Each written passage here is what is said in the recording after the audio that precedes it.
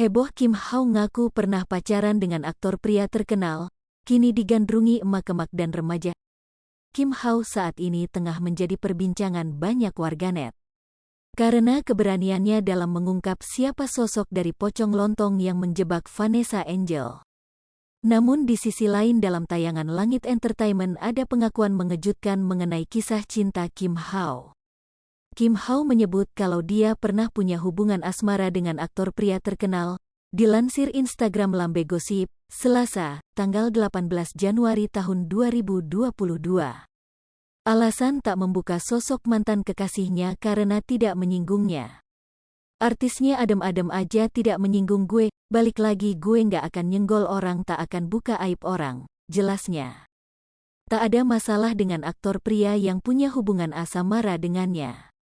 Ia menjelaskan track record Kim Hao mengenai kehidupan cintanya. Kalian minta klarifikasi itu gue jawab, gue sertakan buktinya, ujarnya. Bukti-bukti video dan dem dari aktor yang dikencani semua tersimpan. Ada video ada demnya semua nyatakan, jawabnya.